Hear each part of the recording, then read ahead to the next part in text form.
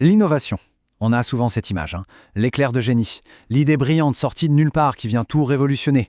Mais la réalité, elle est bien plus intéressante. L'innovation, c'est rarement un événement isolé. C'est un processus, un véritable écosystème. Et c'est justement ça qu'on va décortiquer ensemble. Et cette phrase, elle résume parfaitement le fond du problème. Une bonne idée, ce n'est que le début, la toute première étincelle. Pour qu'elle marche, ça dépend de plein d'autres choses. Des opportunités qu'on va saisir ou même créer, des gens avec qui on va collaborer et de tout l'environnement autour. C'est cette dynamique-là qu'on va explorer. Alors, voilà le programme. On va d'abord se demander d'où viennent les opportunités, puis on s'intéressera à la stratégie des entreprises, ensuite on prendra de la hauteur pour voir le rôle du gouvernement, et pour finir, un bon résumé des points essentiels pour l'examen, avec quelques questions pour s'entraîner. Allez, c'est parti.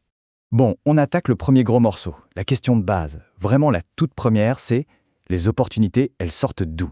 Est-ce qu'on tombe dessus par hasard, un peu comme on trouverait un trésor, ou est-ce qu'on les fabrique nous-mêmes? C'est un débat super important. Pour les dire autrement, est-ce que l'opportunité est déjà là, quelque part, juste à attendre que quelqu'un d'assez malin la repère? Ou alors, est-ce que c'est quelque chose qu'on construit, pas à pas, en agissant, en testant des choses? Là, on a vraiment deux écoles. D'un côté, à gauche, la vision de la découverte. L'idée, c'est qu'un choc externe, une nouvelle technologie, une loi, crée une brèche dans le marché.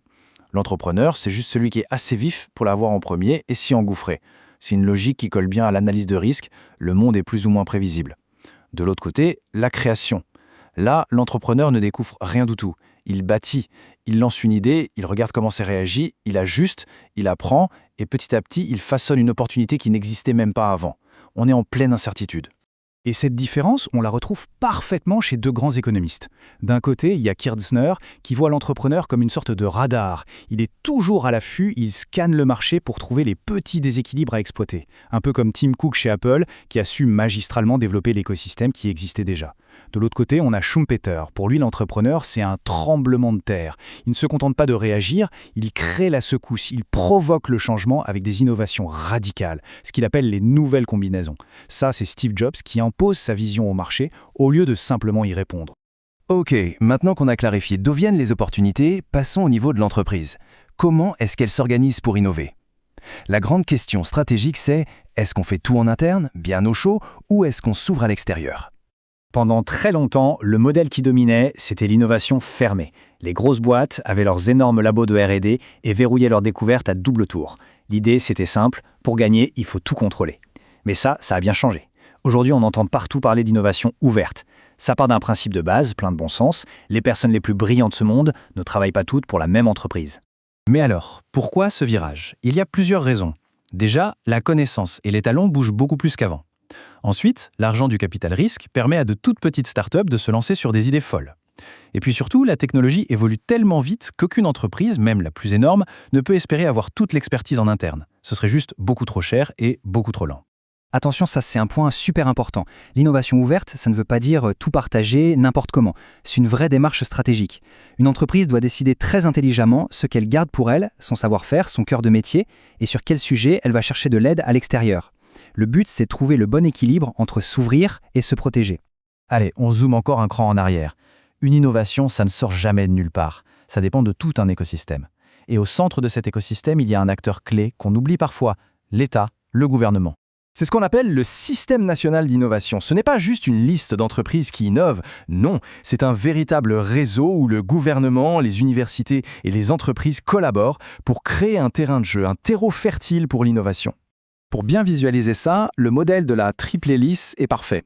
Imaginez 3 brins d'ADN qui s'entrelacent.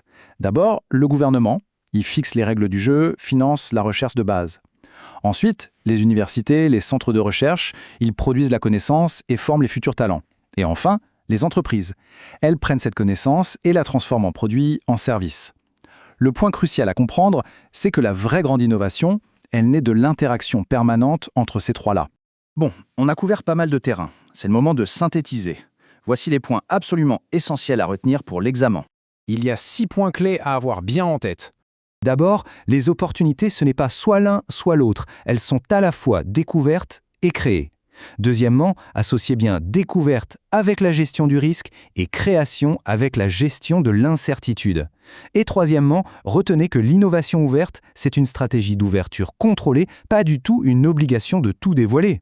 Quatrième point, le gouvernement n'est pas juste un arbitre, il est un acteur, un pilote actif de l'écosystème. Cinquièmement, le concept de triple hélice est vraiment central pour comprendre cette collaboration. Et enfin, sixièmement, c'est la grande conclusion, l'innovation, c'est le point de rencontre de tous ces éléments.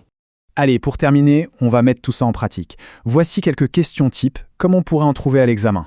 Première question, un grand classique. Quelle est la différence entre l'entrepreneur vu par Schumpeter et celui vu par Kirchner?